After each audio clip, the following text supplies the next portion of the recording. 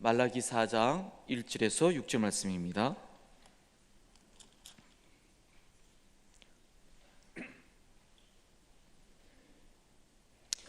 하나님의 말씀 봉독해 올리도록 하겠습니다. 만군의 여호와가 이르노라. 보라, 용광로 불 같은 날이 이르리니 교만한 자와 악을 행하는 자는 다 지푸라기 같을 것이라. 그 이르는 날에 그들을 살라 그 뿌리와 가지를 남기지 아니할 것이로되 내 이름을 경외하는 너희에게는 공의로운 해가 떠올라서 치료하는 광선을 비추리니 너희가 나가서 외양간에서 나온 송아지 같이 뛰리라. 또 너희가 악인을 밟을 것이니 그들이 내가 정한 날에 너희 발바닥 밑에 재와 같으리라. 만군의 여호와의 말이니라.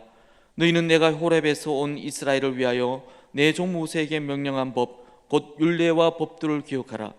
보라, 여호와의 크고 놀라운 두려운 날이 이르기 전에 내가 선지자 일리야를 너희에게 보내리니 그가 아버지의 마음을 자녀에게로 돌이키게 하고 자녀들의 마음을 그들의 아버지에게로 돌이키게 하리라. 돌이키지 아니하면 두렵건대 내가 와서 저주로 그 땅을 칠까 하노라 하시니라. 아멘. 이 말씀 하나님의 말씀입니다. 주님께 감사합니다. 우리 함께 인사합니다. 오늘 참 좋은 날입니다. 하나님께서 당신을 사랑하십니다.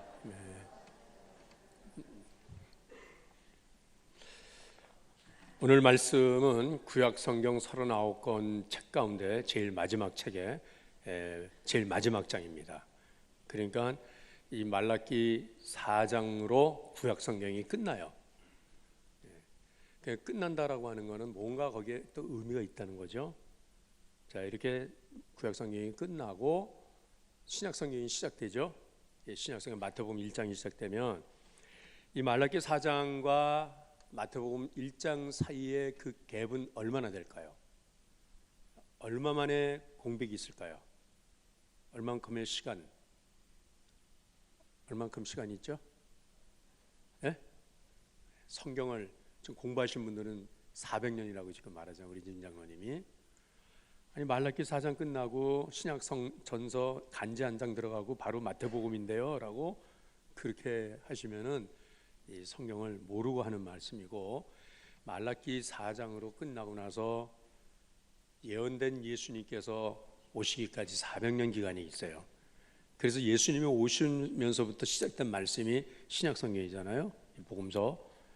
그러니까 그 기간 400년은 하나님께서 계셨지만 하나님께서 마치 없는 것처럼 이스라엘 백성들은 그렇게 어둠 가운데서, 죄악 가운데서 그렇게 살아가고 있었습니다.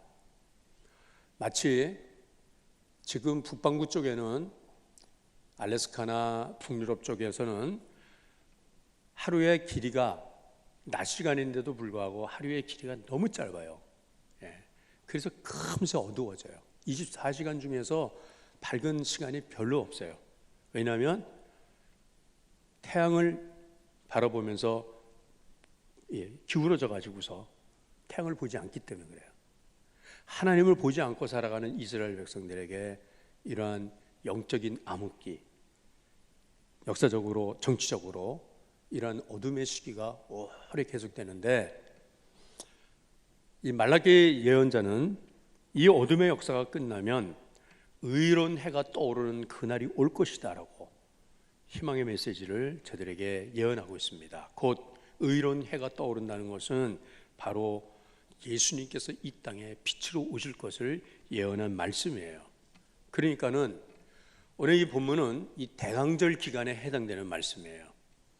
대강절은 어떤 기간입니까? 예수님이 이 땅에 오시는 그 성탄을 준비하고 기다리는 기간이라고 하는 거죠.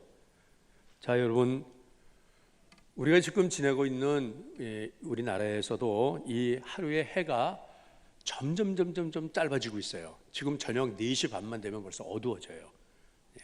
그렇게 해서 이 날이 언제까지 짧아지냐면 동짓날까지 짧아지죠.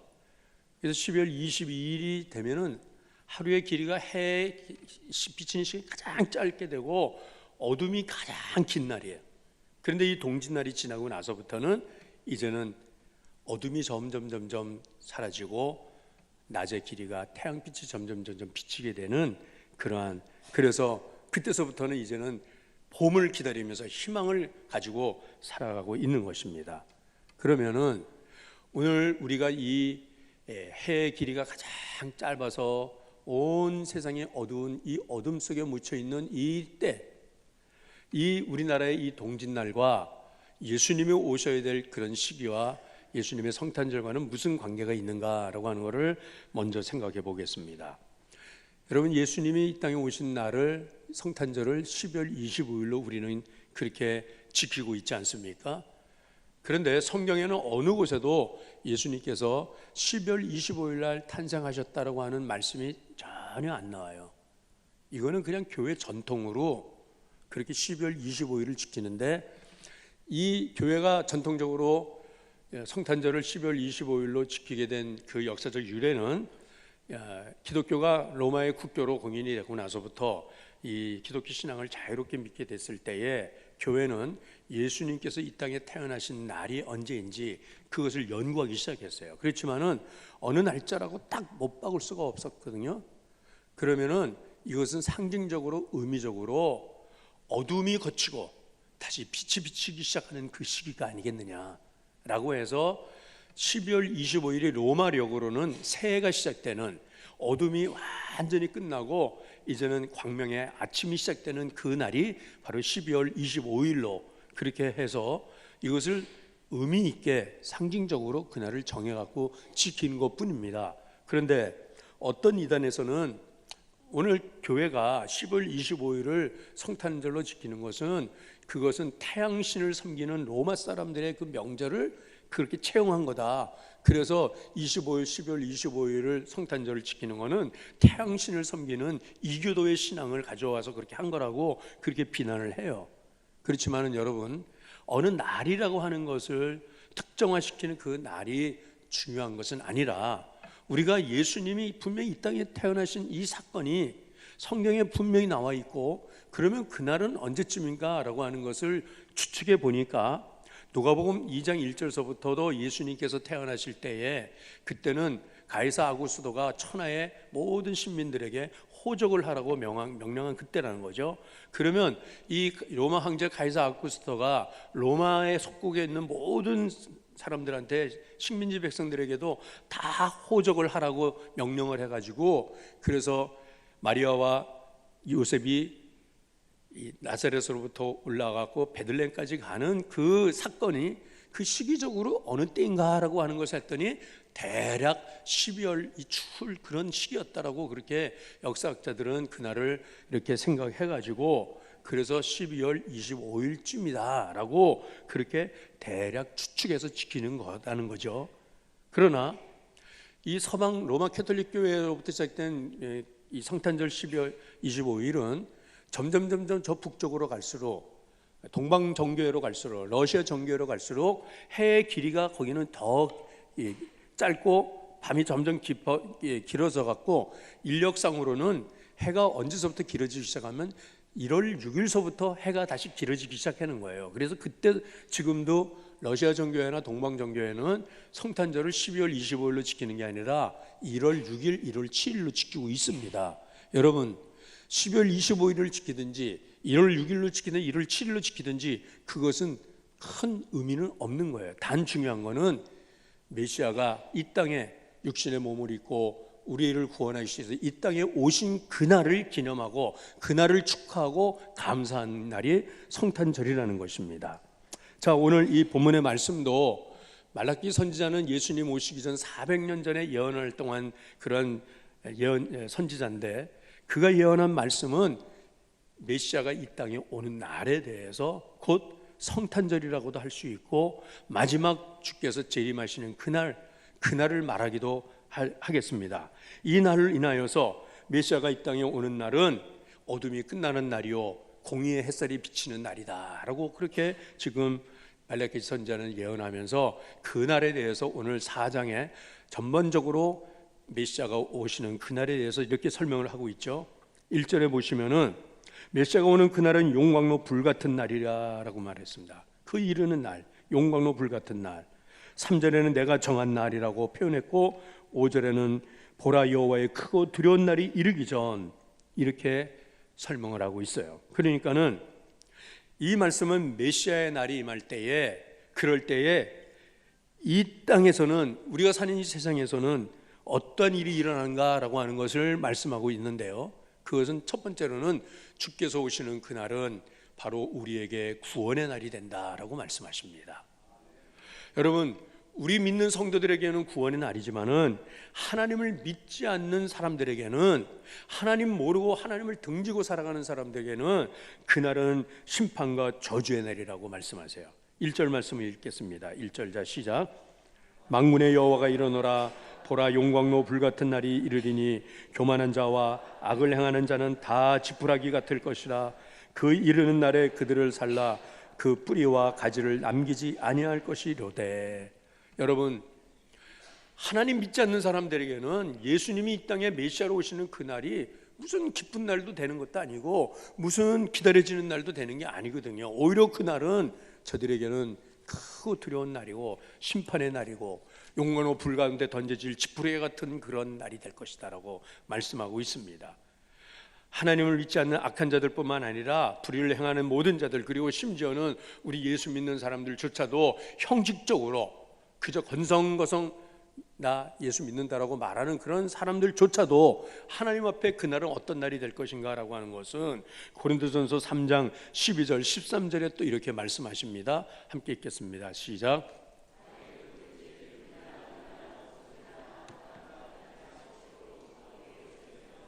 각 사람의 공적이 나타날 터인데 그날이 공적을 밝히리니 이는 불로 나타내고 그 불이 각 사람의 공적이 어떠한 것을 시험할 것임이라. 아멘. 여러분, 사막지대에 가면은 뜨거운 장렬하는 태양이 그 사막지대에 있는 잡풀들을 어느 때는 확 다 불태웁니다. 막 장렬을 하면서. 그러니까는 공의의 태양이 떠오르는 그날은 용광로 불과 같은 날이 되어서 심지어는 금이나 은이나 보석이나 나무나 풀이나 지피나 우리가 그렇게 하나님 앞에서 그렇게 믿음 생활을 잘 한 사람인지 아닌지를 그날에 밝혀준다고 하나님께서 말씀하시는 거예요. 그러니까는 그 불의 그 심판을 견딜 수 있는 그런 믿음을 우리가 가져야, 그것을 준비해야 한다는 것이죠. 또한 아울러서 이날은 분명히 구원의 날이라고 말씀하신 것은 오늘 2절 말씀입니다. 우리 2절 말씀 또 읽겠습니다. 자 시작. 내 이름을 경외하는 너희에게는 공의로운 해가 떠올라서 치료하는 왕선을 비추리니 너희가 나가서 외양간에서 나온 송아지같이 뛰리라. 아멘. 하나님의 이름을 경외하는 너희에게는, 하나님의 백성들에게는 바로 그날이 공의로운 해가 떠올라서 치료의 광선을 발하여주시는 치료와 회복의 날이라고 하는 이 말씀입니다. 저는 우리 성도들을 위해서 특별히 치유 기도를 할 때는 저는 이 말씀으로 선포하면서 기도합니다. 하나님, 이 시간에도 치료의 광선을 발하여 주옵소서. 공의로운 해가 떠올라서 치유의 광선을 발하시옵소서. 네. 여러분, 태양빛에는 약 150여 종류의 광선들이 거기 다 들어있다는 거예요. X선, 또 감마선, 자외선, 원적외선, 뭐 말할 수 없는 수많은 그 광선이 그 태양빛 안에 있어서 그 태양빛에 있는 광선들을 우리가 뽑아내가지고 우리가 치료의 광선으로 쓰지 않습니까? 엑스레이를 찍을 때도 X선을 찍고 또 원적외선을 찍고 자외선, 뭐 모든 것들을. 저는 체질적으로 제 몸에 이렇게 돌이 생기는 그런 체질이었어요. 30대 중반에 그걸 처음 발견했었어요. 그래서 어느 날 뭐 통증이 오고 막 허리가 끊어질 것 같아서 병원에 갔더니 엑스레이를 찍으니까는 그 제 콩팥 있는 쪽에 많은 돌이 있더라고요. 그 엑스레이를 찍었어요. 엑스레이가 없었으면 그 병을 찾지 못했을 거예요. 그 다음에 이 돌을 빼야 되는데 그때까지는 우리나라의 병원이 그런 최신 시설이 없어가지고 돌을 빼려면 의사 앞에 가고 배를 쫙 가르고서 그리고 그 콩팥을 드러내서 거기서 돌을 빼야 됐어요. 그런데 그때 마침 저 강남 성모병원 터미널 위에 있는 강남 성모병원에 최신 의료 기계가 들어왔는데 그것은 충격 이 선으로 초음파 광선으로 해서 막 그 돌을 깨는 거예요. 그래서 그 기계 위에 올라가 있으니까는 그러니까는 이 초음파로 막 때리기 시작하는데 막 뭐 광산에서 채석기에 막 그 타공하는 소리가 나는 거야. 따다다다다다 하는데 아무것도 보이진 않는데, 그러면서 저 허리에 있는 그 콩바단에 있는 그 돌을 깨기 시작하더라고요. 이 사람이 만드는 것도 이 눈에 보이지 않는 이 치료의 광선으로 우리를 치료하는데, 원래부터 하나님은 치료의 광선으로 우리의 영과 혼과 우리의 심령, 마음 모든 것을, 우리의 몸도 건강도 하나님은 치료하시는 하나님이신 줄로 믿습니다. 요즘 제 주변에 보면 아프지 않은 분이 거의 없는 거예요. 다 아프대. 어디가 아파. 그런데 여러분들이 병원에 가면은 의사들은 진단을 하고 지금 웬만한 거는 다 이 방사선으로 지금 치료하고 이 X선으로 뭐 또 뭡니까 뭐 MRI 뭐 이런 것들로 다 치료하지 않습니까? 근데 돈을 주려면은 몇십만 원에서 몇백만 원씩 막 돈을 줘가면서 그 광선 치료를 하잖아요. 그런데 여러분, 우리 하나님께서는 오늘도 하나님 앞에 예배하러 나온 우리의 병든 몸을 주님께서는 치유의 광선으로 치료하여 주시는 줄로 믿습니다. 우리의 몸의 모든 암세포도 치유의 광선을 쬐어셔서 이 암세포를 이 시간에 깨끗이 불태워 주시는 줄로 믿습니다. 여러분들 눈에는 보이지 않지만 영의 눈으로 보면은 하나님께서는 지금도 공의로운 해로 떠올라서 치유의 광선을 각자 위에 씌워 주셔서 마음이 상한 자도 치료해 주시고 몸도 치료하여 주시는 귀한 은혜를 하나님께서는 이 시간에 허락하시는 줄로 믿습니다. 여러분, 하나님의 치료를 경험하시기를 바랍니다. 하나님께서 이 시간에도 각자에게 필요한 치유의 광선을 바라셔서 오늘 이 시간에 이 예배드리고 돌아갈 때 여러분들이 몸과 마음과 모든 신의 모든 질고도 깨끗이 고침받고 돌아가시기를 주의 이름으로 축원합니다. 어떤 성도의 간증을 들었는데, 이분이 이 암으로 방사선 치료도 받고 이 항암 치료를 하는데 너무 힘든 거예요. 막 머리도 다 빠지고 막 그러는데 어느 날 꿈을 꿨대요. 꿈을 꾸는데 주님께서 총을 당신을 향해서 탁 겨누면서 총을 쏘는데 광선이 총끝에서 쭉 나오더래요. 총알이 나는 게 아니라 광선이 쫙 나요. 전자총 그런 것처럼. 그러면서 온몸을 확 다 감싸는데 그 꿈을 꾸고 났어요. 그 다음날 일어났는데 몸이 날아갈 것처럼 확 분해지더라는 거예요. 그러면서 몸에 있는 그 암세포들이 확 깨끗이 죽는 것. 그래갖고 그 깨끗이 암에서 치유받았다고 하는 간증을 들었어요. 사랑하는 진광의 가족 여러분, 우리 하나님은 치료하시는 하나님이십니다. 우리의 마음도 치료하여 주시고요, 우리의 생활도 치료해 주시고, 우리 가정도 치료해 주시고, 우리 나라도 치료해 주시는 이런 은혜를 우리에게 허락해 주시는 줄로 믿습니다. 무엇보다도 우리의 믿음도 치료받아야 되는 거예요. 우리의 신앙도 병들어 있지 않습니까? 한 주간 동안 내내 지내면서도 내가 은혜의 자리에 찾아 나올 기력도 없고 힘이 없어갖고, 어느 권사님한테 제가 일부 예배 드리고 나서도 권사님 가는데, 이 권사님 어떻게 일주일에 새벽기도 한 번도 안 나오냐. 그러니까, 목사님 제가 감기 때문에 한 주 내내 고생하고 힘들었어요. 오늘도 겨우 나왔어요. 그래서 아니, 그때 이 감기는 왜 달고 다니냐고, 깨끗이 떨어버리고 가라고 제가 그랬거든요.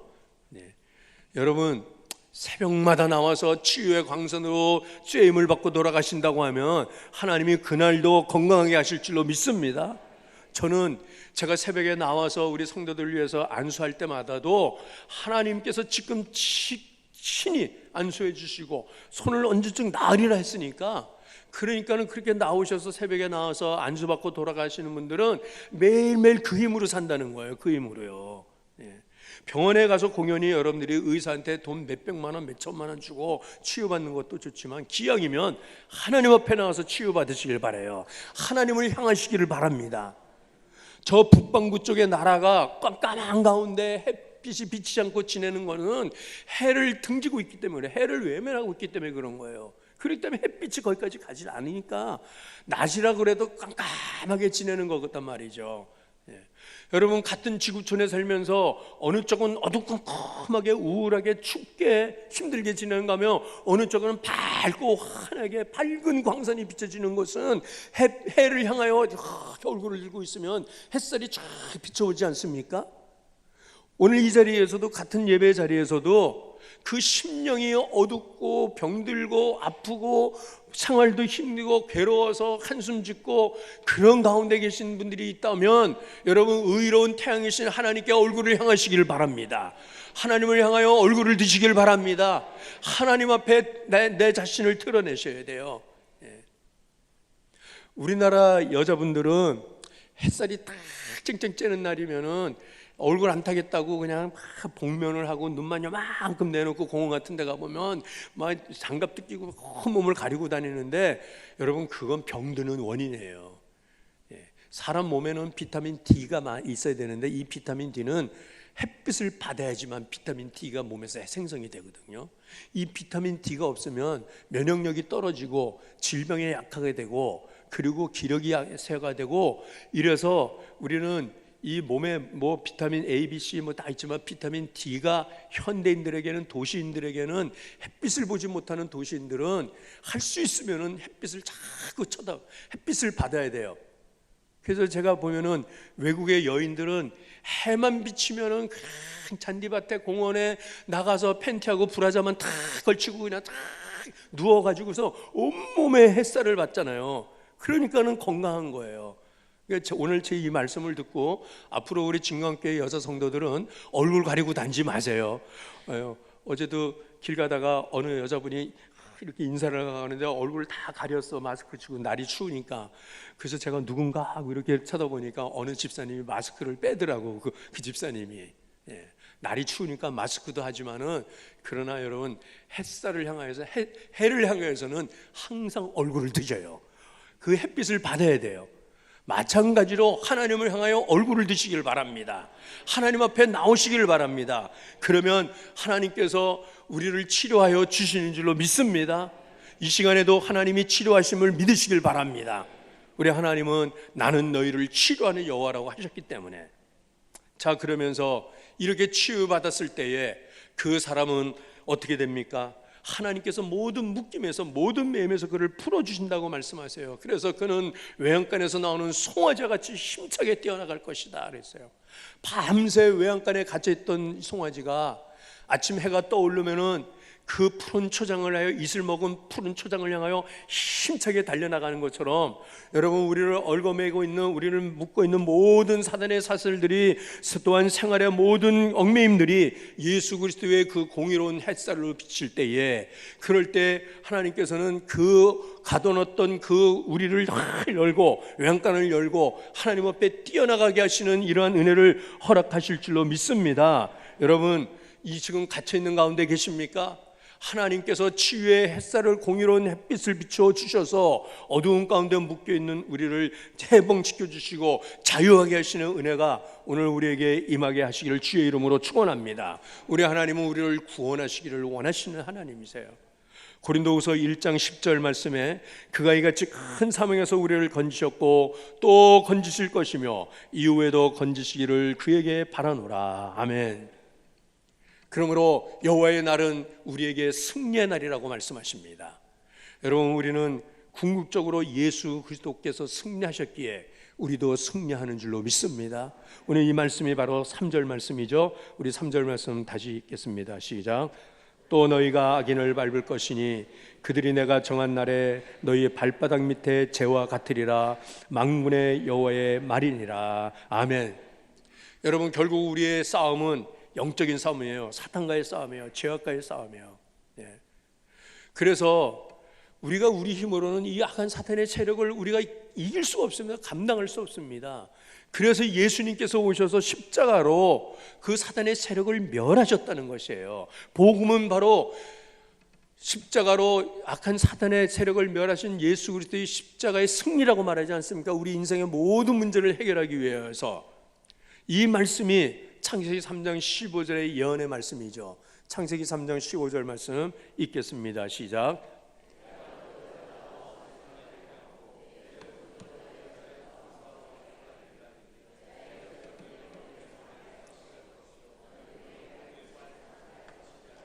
아멘.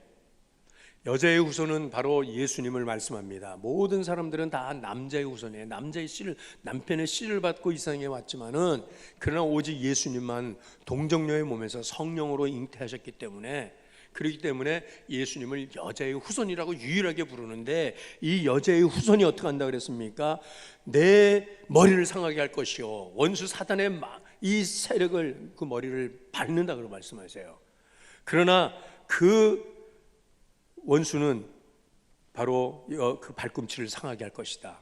발꿈치를 상하게 한 것이 바로 예수님의 십자가 고난이죠. 십자가의 그 고난입니다. 그런데 예수님께서는 이 십자가를 지심으로 인하여서 우리에게 영원한 승리를 약속하시죠. 예수님께서 십자가 지러 나가실 때에 제자들에게 비로소 십자가의 길을 말씀하며 제자들은 두려움과 슬픔과 공포에 저들은 빠져 있었습니다. 예수님 뭐라고 말씀하세요? 그들에게 요한복음 16장 33절 말씀 함께 있습니다. 이것을 너희에게 이르는 것은 너희로 내 안에서 세상에서는 너희가 환난을 당하나 담대하라, 내가 세상을 이겼노라. 아멘. 예수님 승리하셨기에 저와 우리 모두도 승리하는 줄로 믿습니다. 지금은 싸우고 있는 것 같지만, 지금은 때로는 넘어지는 것 같지만 궁극적으로 우리는 승리하게 된다는 거예요. 예수님께서 이 승리를 우리에게 가져준 것을 믿으시길 바랍니다. 그리고 마지막 주께서 오시는 그날은 이 땅에 진정한 화평이 이루어지는, 진정한 평화가 이루어지는 날이라고 말씀해요. 이 본 말씀이 4절에서 6절 말씀인데 이 말씀도 읽겠습니다. 자, 시작. 내가 호렙에서 온 이스라엘을 위하여 내 종 모세에게 명령한 법 곧 율례와 법도를 기억하라. 보라, 여호와의 크고 두려운 날이 이르기 전에 내가 선지자 엘리야를 너희에게 보내리니 그가 아버지의 마음을 자녀에게로 돌이키게 하고 자녀들의 마음을 그들의 아버지에게로 돌이키게 하리라. 돌이키지 아니하면 두렵건대 내가 와서 저주로 그 땅을 칠까 하노라 하시니라. 아멘. 여러분, 사람이 원수 맺고 사는 것 너무나도 힘듭니다. 불행합니다. 사람과 사람 사이도 원수 맺어서는 안 돼. 그런데 가장 불행한 일은 하나님과 원수 맺고 사는 거예요. 이거 뭡니까? 죄인들은 하나님과 원수 맺고 살아가요. 그래서 그 하나님과 원수된 것을 화목하게 하기 위해서, 화해시키기 위해서 예수님께서 이 땅에 오신 거 아니겠습니까? 그래서 내가 엘리야를 이 땅에 보내리라 라고 말씀하셨는데, 이 엘리야는 바로 예수님을 지금 지목하고 있는 거거든요. 이 엘리야가 와서, 예수님이 와서 어떤 일 하신다 그랬습니까? 6절 말씀에 그가 아버지의 마음을 자녀에게로 돌이키게 하고 자녀들의 마음을 그들의 아버지께로 돌이키게 하리라. 아버지의 마음이 아들에게, 아들의 마음이 아버지에게로 가게 한다는 거예요. 이것은 바로 예수님께서 하신 일이죠. 예수님께서 하신 일은 우리를 하나님의 자녀로 다시 확인시켜 주시고 하나님이 우리의 아버지 되심을 알려주기 위해서 예수님은 이 땅에 오신 것입니다. 여러분, 성탄은 하나님의 그 사랑을 전해주는 계절이에요. 예수 그리스도의 그 복음을, 예수님을 알지 못하는 하나님이 나의 아버지 되심을 모르는 사람들에게 예수님을 통해서 하나님을 전해주는 것이 바로 이 성탄의 이 의미라는 것입니다. 예수님께서 이 땅에 오실 때 하늘로부터 천군 천사들의 찬양 소리가 있었죠. 그 찬양은 하늘에는 영광, 땅에는 평화였습니다. 그런데 여러분, 이 땅의 평화를 이루기 위해서 예수님은 십자가의 그 고난을 당하시고 십자가의 죽음을 당하시러 이 땅에 오신 거예요. 제가 어제 설교를 준비하면서 제 친구 목사님에게 문자를 받았습니다. 메일을 하나 받았는데, 우리 두날개 같은 네트워크 교회를 하고 있는 나눔의 교회 곽중환 목사님, 저희 신대원 동기입니다. 제 친한 절친인데, 이 친구에게 35살짜리 아들이 있어요. 변호사입니다. 29살에 변호사 합격을 하고, 우리가 얼마나 부러워했는지 몰라요. 근데 이 아들이 이번 12월 16일 날 저 터키로 이슬람권의 선교사로 시리아 국경으로 파송을 받습니다. 선교사를 간다는 거예요. 지난 11월 25일 날 같은 선교회에서 그곳으로 파송했던 선교사 한 분이 41살의 김진욱 선교사님이 거기에서 피살을 당했습니다. 아내와 어린 아들 하나 있고, 그리고 출산을 앞둔 배부른 아내를 두고 41살의 선교사가 거기서 순교를 했어요. 그런데 이 순교의 소식이 전해지자마자 또 대회를 이어서 이 아들이 지금 또 파송을 가는 거예요, 거기에. 근데 이 아들이 가면서 어제 아버지한테 유언장을 가지고 왔다는 거예요. 그 유언장을 받아둔 아버지의 마음이 얼마나 아팠겠어요. 얼마나 힘들었겠어요. 그래서 그 마음을 글로 써서 저한테 전해주더라고요. 제가 한번 읽어볼게요. 제목은 땅에 하는 기쁨, 하늘의 슬픔입니다. 아들이 내민 서류 한 장, 아들 부부가 작성한 유언장이다. 건강한 육체와 기억력이 있으나 불확실한 생명을 염두에 두어 만약의 경우를 대비하여 유언장을 씁니다. 유언에 대한 집행자는 본인의 아버지이며 유해 처리는 선교지에서 하고 현지인들에게 필요한 경우 장기를 기증한다. 두 자녀에 대한 미성년 후견인도 아버지이며 재산이 있으면 법적 상속인에게 나누되 본인의 부채와 장례식 비용 처리를 우선한다. 변호사들이니까 이렇게 꼼꼼하게 유언장을 쓴 거예요. 유언은 아비가 아들에게 하는 것, 이거는 이제 광 목사님이 쓰는 겁니다. 아비가 아들에게 듣느니 먹먹한 가슴을 때린다. 사후 무거운 짐만 한 보따리 안긴다. 34살 두 아이의 가장, 젊은 시절 하나님께 드리고픈 것은 변호사보다 선교사가 더 값지다며 5년만 이슬람 영혼을 섬기러 가렵니다. 다시 생각해보거라. 예의 그 길만이 선교더냐. 변호사로 돈 벌고 단기 선교 비용 대렴. 정이나 하겠다면 목사 되어 평생 헌신하렴. 두 주 전 그 나라에서 선교사도 피살되었잖니. 아버지, 목사는 하늘이 내는 겁니다. 제가 갈 곳은 목사 신분으로는 어림도 없어요. 하나님께 온전히 맡겨야 한다고 아버지께 배웠어요. 고민도 기도도 많이 했어요. 아버지, 자식이길 부모 없다 했던가. 지난 선교 훈련 검증 지나고 파송식 갔노니 어허, 돌 지난 손자 재롱은 어찌해야 하는고. 위험한 물가로 아이를 보내는 부모 마음. 선교사 면접에서 가장 큰 존경은 교회를 개척하신 우리 아버지. 며느리는 가장 존경하는 사람이 제 남편이라니. 부족한 자식 향한 아비 마음 기우임을 알게 되었노라. 고맙습니다 하나님. 이제는 주의 뜻 이루소서. 비행기표 끊고 떠나기로 한 날 하필 5살 손녀의 생일 당일이람. 얘야, 생일날 무슬림 세상에 너를 어찌 보내는가. 예수님 성탄에 하나님 마음도 그랬을진저. 아, 하늘 보좌에서 죽고 죽을 죄인 때문 외아들 예수님이 죽어야만 살 수 있는 성탄의 길, 떠나 보내야만 하는 아버지의 극한 슬픔. 선교사로 떠나는 아들을 보며 나는 성탄을 허락하신 하나님의 마음을 이제서 알았다. 땅에는 기쁨이나 하늘에는 큰 슬픔이었던 것을.